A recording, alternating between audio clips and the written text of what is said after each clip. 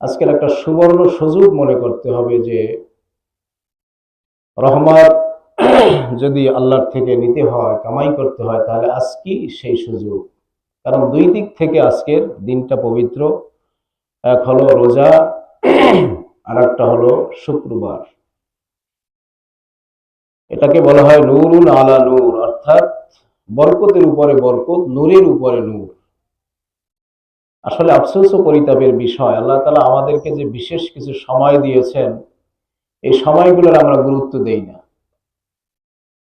কারণ এই পৃথিবীর ভিতরে মুসলমান জাতিকে আল্লাহ তাআলা যে সময়ের উপরে যে ট্রেনিং দেন, সময়ের গুরুত্বের উপরে যে ইবাদত করার জন্য আল্লাহ তাআলার তাগিদ, অন্য কোনো জাতিদের উপরে, ধর্মের উপরে এরকম সময়ের গুরুত্ব নেই। যেমন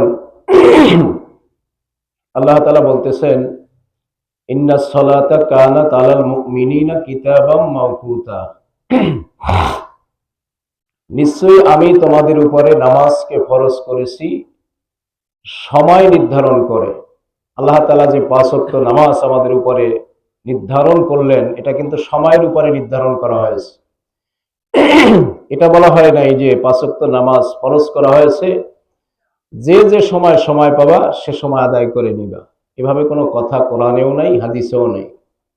বরং সময়ের সাথে নির্দিষ্ট করে দেওয়া হয়েছে, ফজর কোন সময়, জহুর কোন সময়, আসর কোন সময়, মাগরিব কোন সময়, এশা কোন সময়, ঠিক ডিউ টাইমে এই নামাজগুলি পড়া হয়। ঠিক এই জুমার নামাজও একটি নির্দিষ্ট সময়ের উপরে এই নামাজকে ফরজ করা হয়েছে। আজকের এই রহমতের 10 দিনের ভিতরে প্রথম শুক্রবার এবং শেষ শুক্রবার, কিন্তু গুরুত্বটা কিন্তু আগের মতোই আমাদের কাছে, গুরুত্ব কিন্তু বাড়েনি। যদি আমরা এটার ফজিলত বুঝতাম, গুরুত্ব বুঝতাম, তাহলে দেখা যেত যে রমজানের আগে মুসল্লি এই সময় কিছু কিছু আসতো, আজকে মুসল্লি এই সময় সবাই এসে ভরে গেছে। তাহলে বোঝা যাইতো যে না, মুসল্লিরা রমজানের যে শুক্রবার এটার গুরুত্ব বুঝেছে। তার মানে হলো আমরা আগেও যেরকম, পরেও সেরকম। সময়ের গুরুত্ব বুঝে, কথা আছে, সময়ের গুরুত্ব বুঝে যারা করে কাজ, তারা আজ স্মরণীয় জগতের মাছ। এই জগতে যারা প্রতিষ্ঠিত হয়েছে, তাদের জীবনী পড়লে আমরা দেখব যে তারা সবার আগে সময়কে গুরুত্ব দিয়েছে। যেমন যে ছাত্ররা আজকে বিশেষ ক্যাডার হয়েছে, টিওনো হয়েছে, ডিসি হয়েছে, এসপি হয়েছে, বড় বড় ডক্টরেট করেছে, এদের জীবনী পড়লে দেখবেন যে তাদের যে একটা সবচাইতে যে বিষয়টার উপরে গুরুত্ব দিত, সেটা হলো সময়। অন্যান্য ছাত্ররা তার একই ক্লাসে পড়তো, তারা মনে করতেই ভোর রাইতে উঠে পড়বো, এরপরে সকালে একটু কিতাব দেখে তারপরে ক্লাসে যাব, ভোর রাইতে বা সকালে অন্য ঝামেলা হলো, আর দেখা হলো না। আর যারা এই কাজটাকে বাকিতে ফালাইয়া রাখে নাই, যে না, সকালের সময়টা আমি যে ফ্রি থাকবে তো কোনো নিশ্চয়তা নাই, এজন্য রাত যখন ফ্রি আছি এই সময়টা রাতেই করে নিতে হবে। আমরা জানি যে খরগোশ এবং কচ্ছপের কেটসা আমরা বইতে পড়েছি। খরগোশ সে কচ্ছপের চাইতে বেশি লাফাতে পারে, দৌড়াতে পারে। সে অহংকারে দুইজনে একই সাথে পাল্লা দিল। খরগোশ চিন্তা করলো, কচ্ছপ সে তো হেঁটে হেঁটে আগাতে পারবে না, তাহলে আমি ওর সাথে দৌড়ে খামাখা হাঁপাইয়া লাভ কি? এর চেয়ে কিছু সময় গাছের তলায় ছাওয়ার মধ্যে রেস্ট নিয়ে নেই, ঘুম দিয়ে দেই, এরপরে ওর কিছুক্ষণ যাওয়ার পরে আমি 2টা লাফ দিয়ে ওকে ওভার করে ফেলবো। তো এইভাবে দেখা যাচ্ছে যে কচ্ছপ তো আর সে শুয়ে রয় নাই, রেস্টও নেয় নাই, সে আস্তে আস্তে হাঁটি হাঁটি পা করে সামনে আগাইছে। সর্বনাশ, ঘুম থেকে উঠে দেখে যে অনেক দূরে সে চলে গেছে। এখন এত হাঁপাইয়া দৌড়াইতেছে, কিন্তু কচ্ছপের লাগর আর সে পাইল না। যিনি পুরস্কার দিবেন, কচ্ছপের গলার মধ্যে মালাটা পরাইয়া দিল। আসলে আমরা বইতে যা পড়ি তা শুধু পরীক্ষার জন্যই পড়ি, পরীক্ষা দেওয়া হয়ে গেলে ওগুলি আর রিভাইজও দেই না, আর মনেও করি না। আসলে তো এটার নাম শিক্ষা নয়। শিক্ষা হলো আমি জীবনে যা কিছু পড়েছি, এটা আমার জীবনকে গড়ার জন্য পড়েছি, সার্টিফিকেটের জন্যও নয়, চাকরির জন্যও নয়। এটা আমি পড়েছি বিদায়, এটা আমার সম্মান। চাকরি এবং আমার সার্টিফিকেট, এটা আমার সম্মান, কিন্তু এটা আমার পেশা নয়। এই সমস্ত জিনিসগুলি থেকে যদি আমরা শিক্ষা গ্রহণ করতে পারি, তাহলে একজন শিক্ষিত মানুষ ঠিকই একজন মানুষের মতো মানুষ হয়। আর যারা শুধু চাকরির জন্য লেখাপড়া করে, পিছনের সবকিছু বাস, পড়ালেখা করেছে, ভালো মানে ডিভিশন পেয়েছে, এখন সে চাকরি পেয়েছে, পিছনের কিছু তার আর মনে রাখার দরকার নাই, আর এ দিয়ে অনুসরণ করারও দরকার নেই। তো আসলে আমি যেটা বোঝাতে চাই, রমজান মাসের প্রথম শুক্রবার এবং এই রহমতের শেষ 10 দিনের ভিতরে শেষ শুক্রবার, এই শুক্রবার এমনও হতে পারে জীবনে আমাদের এই শেষ শুক্রবার হয়ে যেতে পারে।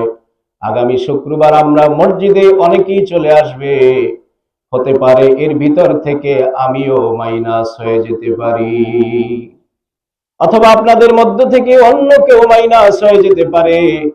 গাছের ফুলগুলি যেভাবে কত সুন্দর ফুটে আছে, একটার পর একটা পড়তে থাকে, পড়তে পড়তে এক সময় গাছের ভিতরে আর একটাও ফুল তাকালে দেখা যায় না।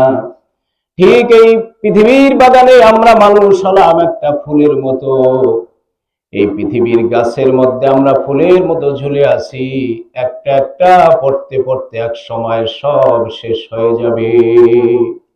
কার কোন সময় পড়ার সময় ঘনিয়ে আসবে, ওই আগেই বলেছিলাম, আল্লাহ তাআলা বলেছেন লা ইস্তাখিরুনা সাআতান ওয়া লা ইস্তাকদিমুন। প্রত্যেকের নির্দিষ্ট একটা সময় বেঁধে দেওয়া হয়েছে, ওই সময়ের বাহিরে তাকে 1 সেকেন্ড বাড়াইয়াও দেওয়া হবে না এবং 1 সেকেন্ড কমাইয়াও দেওয়া হবে না।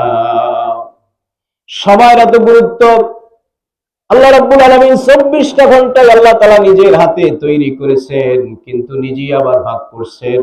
আল্লাহ বলতেছেন রাত 12টার পরে এমন একটি সময় আমি দিলাম, যে সময়টায় যদি তোমরা বিছানা থেকে পিঠ উঠাইয়া ওযু ইস্তেনজা সুন্দরভাবে পবিত্র হয়ে যায় নামাজে বসে যাও। প্রত্যেকটা নামাজে মুয়াজ্জিন সাপ ডাকে নামাজের জন্য। আর তাহাজ্জুদের নামাজ নফল হলো এমন একটি নামাজ, ওই নামাজের মুয়াজ্জিন হলাম আমি আল্লাহ নিজেই। সুবহানাল্লাহ। প্রিয় ভাইরা আমার, আল্লাহ রাব্বুল আলামিন নিজেই ডাকতে থাকেন, কে আছো আজকে এই নামাজে হাজিরা দিবা। আমি বলার আগেই ঘোষণা দিলাম, তোমার মনের আকাঙ্ক্ষাটাও আমি পুরা করে দিব, তুমি যা চাইবা সব দিয়ে দিব। তাহলে সবই তো সময়। রাত 12টার আগে তাও সেই সময়টাও আল্লাহ বানাইলেন, রাত 12টার পরের সময়টাও আল্লাহ বানাইলেন, কিন্তু আল্লাহ তাআলা পার্থক্য করে দিলেন কত বেশি। সারা দুনিয়ার মানুষকে আল্লাহ বানাইছেন, বিশ্ব নবী হযরত মুহাম্মদুর রাসূলুল্লাহ সাল্লাল্লাহু আলাইহি ওয়াসাল্লাম, তাকেও আল্লাহ তাআলা বানাইছেন। সারা দুনিয়ার সমস্ত জিন ইনসান সব কিছু যদি এক পাল্লায় রেখে দেওয়া হয়, আর তার প্রিয় হাবিব জনাব রাসূলুল্লাহ সাল্লাল্লাহু আলাইহি ওয়াসাল্লামকে যদি এক পাল্লায় রেখে দেওয়া হয়, প্রিয় নবীজির পাল্লাটাই ভারী হয়ে যাবে। আল্লাহ তাআলা বলতেছেন, সারা দুনিয়ার কিচ্ছু আমি বানাইতাম না যদি প্রিয় নবীকে আমি না বানাইতাম। প্রিয় নবীজির ভালোবাসায়, তার মহব্বতে, তার প্রেমে আকৃষ্ট হয়ে আমি সব বানাইছি। সুবহানাল্লাহ। সবই আল্লাহ বানাইছেন, কিন্তু এর মধ্যে কত পার্থক্য। এজন্য বলা হয়েছে রমজানের 3টা অংশকে আল্লাহ তাআলা, 30টা দিনকে আল্লাহ তাআলা 3 ভাগে ভাগ করেছেন। প্রথম 10 দিন হলো রহমত। এজন্য আল্লাহ তাআলা ভাগ করে দিয়েছেন যে বান্দা যেন এই রহমত পাওয়ার জন্য 10 দিন পাগলের মতো হয়ে যায়, কিভাবে রহমত পাওয়া যেতে পারে। কিন্তু ওই যে বলেছি আমরা আগেও যেরকম পরেও সেরকম, বলা হয়েছে রমজান এমন এক জিনিস, আল্লাহ রাসূল সাল্লাল্লাহু আলাইহি ওয়াসাল্লাম মিম্বারে খুতবা দিতে উঠলেন, বলা হয়েছে প্রথম তাকে যখন পা রাখলেন নবীজি বললেন আমিন। দ্বিতীয় তাকে আবার পা রাখার সময় বললেন আমিন। তৃতীয় তাকে পা রাখার সময় আবার বললেন আমিন। সাহাবীদের চিরাচরিত অভ্যাস ছিল, যদি কোনো বিষয় ভালো না বুঝতেন তাহলে অবশ্যই নবীকে আদবের সাথে প্রশ্ন করতেন, ইয়া রাসূলুল্লাহ বিষয়টা বুঝতে পারি নাই। এটা হলো ভালো ছাত্রদের আলামত। ক্লাসের মধ্যে 10 জন ছাত্র থাকে, সবাই কিন্তু উস্তাদকে প্রশ্ন করে না, বুঝলেও প্রশ্ন করে না, না বুঝলেও প্রশ্ন করে না। কিন্তু ভালো যে ছাত্রটা থাকে সে কথায় কথায় প্রশ্ন করে, উস্তাদ, উস্তাদ জি হুজুর স্যার যাই বলি না কেন হুজুর বিষয়টা ভালো বুঝতে পারি নাই। সাহাবায়ে কেরাম ছিলেন এই বিশ্ব জগতের 1 নম্বর ছাত্র। ওই ছাত্ররা এটাই বুঝেছিলেন আমরা যদি না বুঝি আমাদের পরবর্তীরা কেমনে বুঝবে, আমাদেরকে তো তাদেরকে বুঝায় দিতে হবে। জন্য নবীজি থেকে তারা প্রত্যেকটা কথাকে ভালোভাবে বুঝে নেওয়ার জন্য প্রশ্ন করলেন, ইয়া রাসূলুল্লাহ, আপনি যে জুমার খুতবা বিগত দিনে অনেকবার দিয়েছেন, কিন্তু এই দৃশ্য কখনো দেখি নাই যে মিম্বারে পা রাখার সময় আমিন আমিন বলতে কখনো দেখি নাই, আজকে দেখেছি, কারণটা কি? নবীজি বলেছেন, শোনো, আমি যা দেখি তোমরা তা দেখো না। খুতবা দিতে প্রথম তাকে পা রাখার সময় দেখি হযরত জিবরাইল আলাইহিস সালাতু ওয়াস সালাম মসজিদে নববীর দরওয়াজা দিয়ে ঢুকে আমার সামনে এসে হাজির হয়ে গেছে আর বললেন, ইয়া রাসূলুল্লাহ, রমজান মাস পাইয়াও যে ব্যক্তি তার নিজের গুনাহ খাতা মাফ করাইতে পারলো না, তার জন্য ধ্বংস অনিবার্য। আমি কথাটার উপরে সার্টিফাই করে দিলাম, সত্য সাক্ষী দিয়া দিলাম, কবুলিয়াতের জন্য আল্লাহর কাছে সুপারিশ পেশ করলাম, আমিন। এমন একজন ব্যক্তি আমিন বলেছেন, কবুল হওয়ার জন্য তিনি সুপারিশ করেছেন। যেই মহামানব আকাশের চাঁদের দিকে হাত ইশারা করলে 4টা 2টা খণ্ড হয়ে যায়, মাসালার ব্যাপারে হা বললে হালাল হয়ে যায়, আবার না বললে সেই বিষয়টা হারাম হয়ে যায়, সেই মহামানব মহানবী সাল্লাল্লাহু আলাইহি সাল্লাম আমিন বলেছেন। তাহলে আমাদের এবার ধারণা কি যে দোয়া কবুল হবে না হবে না? অবশ্যই দোয়া কবুল হয়ে গেছে বা হয়ে গেছে তখনই। আবার দ্বিতীয় তাকে পা রাখার সময় জিবরাইল আলাইহিস সালাতু ওয়াস সালাম বললেন, যে ব্যক্তি আমি নবীর নাম শোনার পরেও সাল্লাল্লাহু আলাইহি ওয়াসাল্লাম বলল না, দুরূদ শরীফ পড়ল না, তার জন্য ধ্বংস অনিবার্য। কারণ হলো, এটা হলো একটা জুলুমের পরিচয়। যেই নবী আমাদেরকে সুপারিশ না করে তিনি জান্নাতে যাবেন না। নবীজি হাসরের ময়দানে একটা ঘোষণা দিবেন, ইয়া আল্লাহ, আমার স্পষ্ট ঘোষণা, এই হাসরের ময়দান থেকে আমার কোন একটা উম্মত যদি এই জাহান্নামে চলে যায়, আমার স্পষ্ট ঘোষণা, আমি নবী কখনই জান্নাতে যাব না। সুবহানাল্লাহ।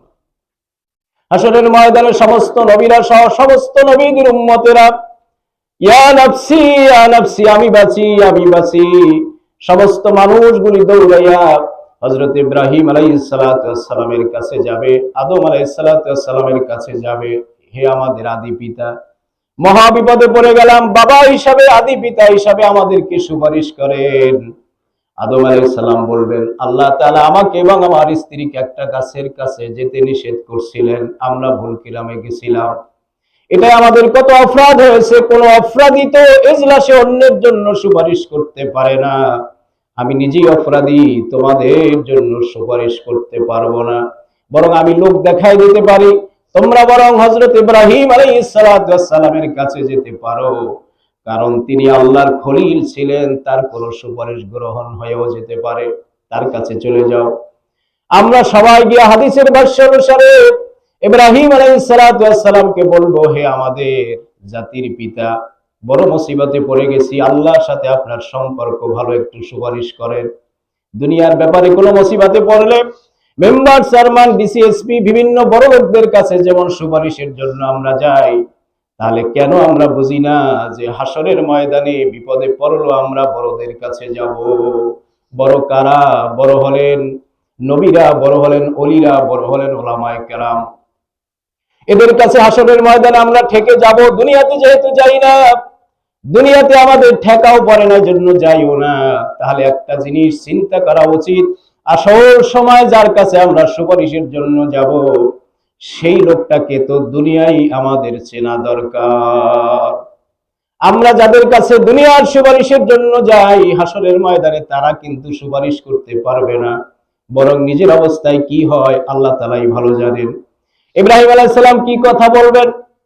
শোনো, আমাকে যখন জাতির লোকেরা মূর্তি পূজা করার জন্য ডাকছিল, আমি অসুস্থ ছিলাম না, তবু আকাশের তারকার দিকে তাকায়া বলছিলাম, ইন্নী সাকিম, আমি অসুস্থ। আল্লাহ তাআলা এই বিষয়টা কেমনে দেখেন?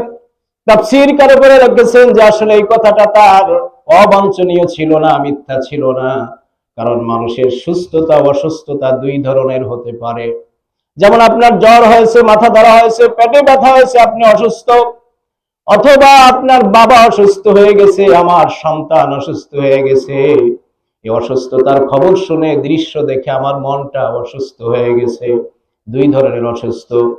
তাফসীরকারকেরা লিখেছেন ইব্রাহিম আলাইহিস সালাতু ওয়াস সালাম যে অসুস্থ ছিলেন সেটা শারীরিক নয়, বরং সেটা মানসিক। আমি নবী হয়ে দুনিয়ার মানুষদেরকে আল্লাহর দিকে ডাকতে আসছি, আর মানুষেরা সেই কথা না শুনে মূর্তির দিকে দৌড়াচ্ছে, মনটা খারাপ হয়ে গেল।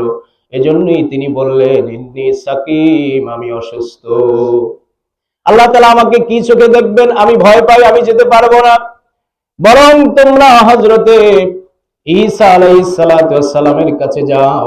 দেখেন বিষয়টা কত কঠিন। ঈসা আলাইহিস সালাতু ওয়াস সালাম বলবেন সারা দুনিয়ার খ্রিস্টানেরা, সারা দুনিয়ার আমার ওই জাতির লোকেরা, তারা আমাকে আল্লাহর পুত্র বলে ঘোষণা করেছে। সুতরাং আমি তো তাদেরকে বলতে বলি নাই, তারা যে বলেছে আল্লাহ কোন চোখে দেখবেন আমি তো জানি না, যেতে পারবো না। বরং তোমরা হযরতে মূসা আলাইহিস সালাতু ওয়াস সালামের কাছে যাও। লম্বা চূড়া ঘটনা, তিনিও অপারগতা প্রকাশ করবেন। শেষ পর্যন্ত প্রিয় নবীর কাছে যখন বান্দা চলে আসবে, উম্মত চলে আসবে, সে বলবে যে আমার উম্মত, এতক্ষণ কই ছিলা? তোমাদের অপেক্ষায় আছি, তোমাদেরকে নিয়ে আমি জান্নাতে যেতে চাই। আমি যে কথাটা বুঝাতে চাই, যেই মহামানব আমাদেরকে না নিয়ে জান্নাতে যাবে না, 63 বছর জিন্দেগিটা আমাদের জন্য কাঁদলেন, কবরে গিয়াও রওজা শরীফের মধ্যে এখন আমাদের জন্য কাঁদতেছেন। যেই মহামানব আমাদের জন্য এতটা করতেছেন, সেই মহামানবের নাম উচ্চারণ হলে যেই উম্মত দুরূদ শরীফ পড়বে না, তার চাইতে বড় জালেম আর কেউ হতে পারে না। এজন্যই হযরত জিবরাইল আলাইহিস সালাতু ওয়াস সালাম বললেন, ইয়া রাসূলুল্লাহ, আপনার নাম শোনার পরেও যারা দুরূদ পড়বে না তাদের ধ্বংস হয়ে যাক। আমি নবী বলেছিলাম আমিন। তৃতীয় আরেকটা বিষয়, তৃতীয় তাকে যখন পা রাখলাম, জিবরাইল বললেন, ইয়া রাসূলুল্লাহ, যে ব্যক্তি নিজের পিতা মাতাকে বৃদ্ধ অবস্থায় পাইয়াও সেবা করলো না, শুশ্রূষা করলো না, খেদমত করলো না, ওই ব্যক্তি ধ্বংস হয়ে যাক। আমি বলেছিলাম আমিন। কারণ পিতামাতা পেয়ে যাওয়া বান্দার জন্য, সন্তানের জন্য একটা বদ সুনসিব, যার চাইতে সৌভাগ্যের বিষয় আর কিছুই হতে পারে না। বাইজিদ বুস্তামি রহমাতুল্লাহ আলাইহি পিতামাতাকে পেয়ে আল্লাহর ওলি হয়ে গেছেন। এভাবে করে অনেক অনেক মানুষ পিতামাতাকে পেয়ে আল্লাহর ওলি হয়ে গেছেন। তার কারণটা কি? অর্থাৎ 100 বছর ইবাদত করে বান্দা যতটুকু আগাতে না পারবে, মায়ের একটা মোনাজাতে তার চাইতে বেশি আগায় যেতে পারবে। কারণ ওই বান্দার দোয়া আল্লাহর কাছে কবুল হতে পারে, নাও হতে পারে। কিন্তু আল্লাহর হাবিব বলেছেন, পিতামাতা যখন সন্তানের জন্য মোনাজাত করে, আল্লাহ রব্বুল আলামিনের 70,000 পর্দাকে আল্লাহ তাআলা উঠায়া দেন, আর ফেরেশতাদেরকে বলেন, তাড়াতাড়ি করে পর্দা উঠায় দাও। মা তার সন্তানের জন্য দোয়া করতেছে, বাবা তার সন্তানের জন্য দোয়া করতেছে, সামনে পর্দা রেখো না, দোয়াটা যেন ডাইরেক্ট আমার কাছে চলে আসে। সুবহানাল্লাহ। এজন্য হাদিস শরীফে বুখারীর বর্ণনা এসেছে, ফি রিদাল ওয়ালিদাইনি, রিদাল রাব্বি ফি রিদাল ওয়ালিদাইনি ওয়া সাকাতু রাব্বি ফি সাকাতিল ওয়ালিদাইন। পিতামাতা সন্তুষ্ট তো আল্লাহ সন্তুষ্ট, পিতামাতা বেজার তো আল্লাহ তাআলা বেজার। তো এজন্যই নবী বলেছেন, এত সুবর্ণ সুযোগ পাওয়ার পরেও যারা তুচ্ছ তাচ্ছিল্য করলো পিতামাতাকে, আল্লাহ তাআলা কোরআনের মধ্যে পিতামাতার খেদমতের জন্য যত ধরন বর্ণনা করেছেন, কারো খেদমতের ব্যাপারে এত ধরন বর্ণনা করেন নাই। তা কিভাবে? আল্লাহ তাআলা বলতেছেন, ওয়াকাদা রাব্বুকা আল্লা তা'বুদু ইল্লা ইয়াহু ওয়া বিল ওয়ালিদাইনি ইহসানা। আল্লাহ তাআলা বলতেছেন, আমি আল্লাহ আমার হুকুম পালন করার পরে দ্বিতীয় হুকুম দিতেছি, সন্তান যেন তার পিতামাতার খেদমত করে।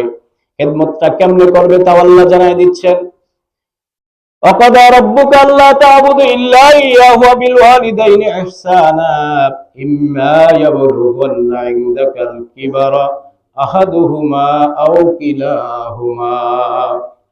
আল্লাহ তাআলা বলতেছেন, পিতামাতার দুইজনের একজন যদি বিরুদ্ধ হয়ে যায় অথবা দুজনেই বিরুদ্ধ হয়ে যায়, তখন তুমি এমন ব্যবহার করো যেমন ব্যবহার তোমার ছোট্ট সন্তানটার উপরে করো। বরং উল্টা বুঝিও না। ছোট বাচ্চাও জীবন না বুঝে বুঝে অনেক কথা বলে, বৃদ্ধ মানুষেও কিন্তু বুঝে না বুঝে অনেক কথা বলে। বুঝে না বুঝে বললে ছোট সন্তানটার সাথে যেভাবে রাগ করো না, ওইভাবেই তুমি ধারণা করো আমার ছোট ছেলেটাও যেরকম বুঝে না, আমার মা বাবাও সেরকম বুঝে না। সুতরাং না বুঝে যা বলেছে সব বেকসুর আমি ক্ষমার চোখে দেখলাম।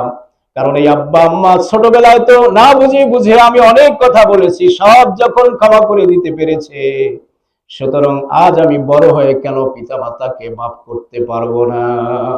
শুধু একটি ধারণার পরিবর্তন হলেই সবকিছু সম্ভব। আজকে বউ যখন নালিশ করবে যে তোমার মা এটা বলছে ওইটা বলছে, এটা বলা কি ঠিক হইল? বইয়ের সাথে জোয়ার দিয়া যে না এটা তো অবশ্যই ঠিক হয় নাই, বইয়ের এই কথা মতো সরাসরি গিয়ে বাপ মাকে প্রসার করা, তাকে প্রেসার দেওয়া, এটা তখন মনে আসবে যে কেন বাপ মা বুঝদার হয়ে কথা বললো। যদি এই ধারণাটা আসে যে না তারা তো বুড়া হয়ে গেছে, শরীরের চামড়া যেরকম ঢিলা হয়ে গেছে, বেরেন্টের স্কুলও ঢিলা হয়ে গেছে, এটা বলাই স্বাভাবিক। এটা যদি সে মনে করতে পারে তাহলে তার দৃষ্টিকোণ পরিবর্তন হয়ে গেল, মা বাবার সব কথা সে নির্দ্বিধায় মেনে নিতে পারবে। আর যদি এই দৃষ্টিকোণ পরিবর্তন করতে না পারে তাহলে সবই আপত্তিজনক হবে। এজন্য আল্লাহ তাআলা বলতেছেন, দুইজন আর একজন বিরুদ্ধ হলে অথবা দুইজন বিরুদ্ধ যখন হয়ে যাবে, কথাটা এমন ভাবে বলো উফিন ওয়ালা তানহারুহুমা, যে তাদের সাথে ধমক দিয়া চোখ মোটা করে, রগ মোটা করে, মাথা দাঁড় করে অহংকারের সাথে তাদের সাথে কথা বলো না। তবে কেমন করে কথা বলো? ওয়ালা তাকুল্লাহুমা কাওলান কারীমা, নরম নরম সুরে আদবের সাথে তাদের সাথে কথা বলো। তাহলে আমরা তিনটা বিষয় নিয়ে আলোচনা করলাম। একটা হলো রমজান মাস পাইয়াও যে নিজের গুনাহ খাতা মাফ করাতে পারলো না, দ্বিতীয় হলো নবীজির নাম শোনার পরে যে দুরূদ পড়লো না, তৃতীয় হলো পিতা মাতার কে পেয়েও যারা তাদের খেদমত করতে পারলো না, তাদের জন্য ধ্বংস অনিবার্য। আমরা এই তিনটা আমল না করে যতই আমরা আমল করি সব বরবাদ, কারণ এখানে এসেই আমরা সবাই ধরা খেয়ে যাব। তাহলে এখন যে নিয়ামতটা চলতে সেটা হলো রমজান। এই রমজানে বেশির থেকে বেশি আমাদের ইবাদতকে বাড়ায় দিতে হবে, অন্য মাসের মতো হলে চলবে না। যে বলা হয়েছে যে ব্যক্তি মাছ ধরে জোবার সময়, ডালার সময় যেরকম অবস্থা জোবার সময় সেরকম অবস্থা, ডালার সময় সে ঘুমায়, জোবার সময় সে ঘুমায়, তাহলে সে প্রকৃত জেলে হতে পারে নাই। আমরাও তো আসলে প্রকৃত রোজাদার হতে পারবো না যদি আগের চাইতে ইবাদতকে বাড়ায় না দেই। অবশ্যই আমাদেরকে বাড়ায় দিতে হবে। আল্লাহ তাআলা তৌফিক দান করেন। আর বেশি বেশি আমাদেরকে দান করতে হবে। আমরা দেখা যায় রমজান মাস আসলে পরে আগের চেয়ে অনেক ক্ষেত্রে আরো দান বেশি করব দূরের কথা আরো কমায় দিই। আমি ধন্যবাদ দেই এই সিস্টেম যারা চালু করেছেন এবছর, যে তারাবির আগে কিছু অন্তত দান করা, এটা আমার কাছে খুব ভালো লেগেছে। আমি চেষ্টা করি প্রতিদিন কিছু দেওয়ার জন্য, অন্তত আমি না পারলে সবাই তো দিতেছে, এটা একটা বিশাল বড় আমল।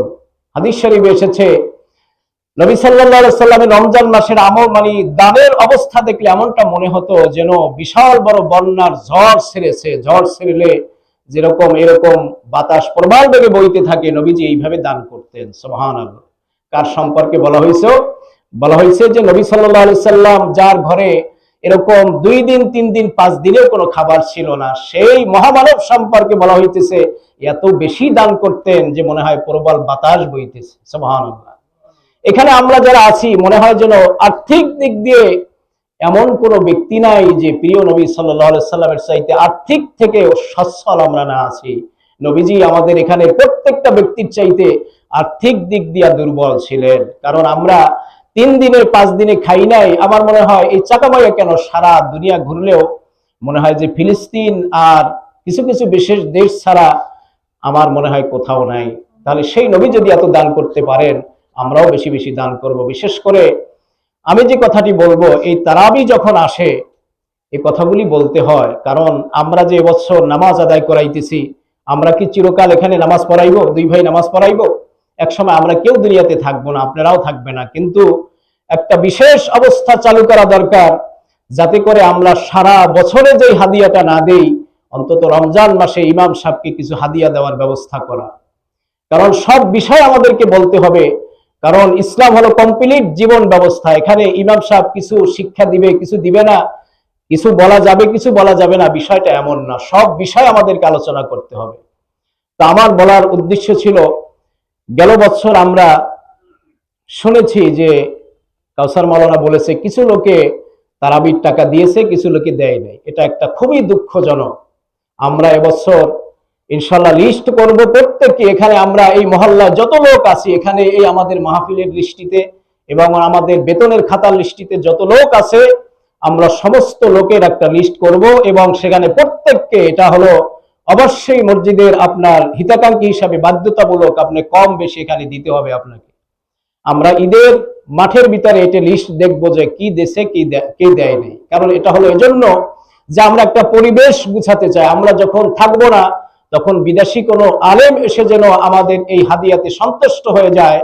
আমরা এমন একটা পর্যায়ে আগে থেকেই আমরা অভ্যস্ত করব যে না, আলহামদুলিল্লাহ, বিদেশি কোনো আলেম এসে যেন গর্ব ভরে বাড়ি গিয়া গর্ব করতে পারে যে না, আলহামদুলিল্লাহ, আমি এত হাজার টাকা পেয়েছি, এই মসজিদ এলাকার ভিতরে এত কেউ পায় নাই। এ কথা যদি ইমাম সাহেবকে আমরা খুশি করতে চাই, ওই বছর তৎনাগত আমরা পারবো না। এই অভ্যাসটা আমাদেরকে আগে থেকেই তৈরি করতে হবে। এই জন্য আমি বলবো, এই বছরই আমরা সবাই যেন অন্তত অংশগ্রহণ করতে পারি। এই জন্য আর একটা পরামর্শ হলো, এই টাকাটা আমিও না এবং কাউসার মাওলানাও তুলবে না, এটা আপনাদের মধ্য থেকে 2-3 জন একটা মানে টিম গঠন করে আপনারা উঠাবেন। কারণ হলো, আমাদের টাকা যদি আমরা চাই, এটা আসলে দেখতে ভালো হবে না। এই জন্য আমরা এই সিস্টেমটা 2-3 জন লোককে আমরা এটা দিয়ে দিব, তারা এটাকে ফর্ম দেওয়া লাগুক, যায়া লাগুক, এটা তারা ব্যবস্থা করবে। আমি কথাটা এই জন্যই মাইকে বললাম, এটা কোনো লজ্জাও না, আর কথা অবাঞ্ছনীয় কোনো কথাও না, এটা প্রয়োজনীয় কথা মনে করছি বলেই আমি এটা মাইকে আলোচনা করলাম। যে আসলে কেন সারা বছরে তো আমরা কোন আলেম সাহেবদেরকে আমরা হাদিয়া দেই না, বছরে একটি সুযোগ আসছে, সে সুযোগটা আমরা মানে ইমাম সাহেবকে মানে একটু মহব্বত করে হাদিয়া দিব না। আল্লাহ রাসূল সাল্লাল্লাহু আলাইহি সাল্লাম বলেছেন, তাহাদ্দু তাহাব্বু, তুমি একজন মানুষকে হাদিয়া দাও, দেখবা মহব্বত বেড়ে যাবে।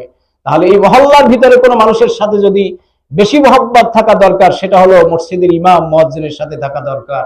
এজন্য আমরা যদি হাদিয়া দিতে চাই, তাকে দিয়ে আগে শুরু করি, এরপরে অন্যদেরকে দেবে। এই বছর রমজানে আমরা আমাদের লিস্টিতে শ্বশুর শাশুড়ি আত্মীয় স্বজন ছেলে মেয়ে জি জামার জন্য যে লিস্টগুলি আছে হাদিয়া দেওয়ার জন্য, আল্লাহর রাস্তে সেখানে আপনি আপনার মহল্লার ইমাম সাহেবের সে লিস্টিটাও সেখানে রাখেন, যেটা সেও তো আমার একটা পরিবারের মতো, আমি সবাইকে দিব, তাহলে তাকে কেন বঞ্চিত করব।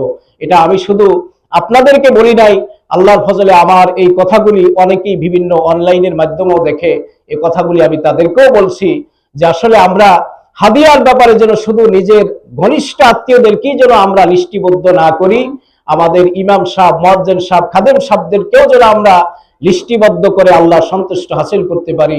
আল্লাহ তাআলা তৌফিক দান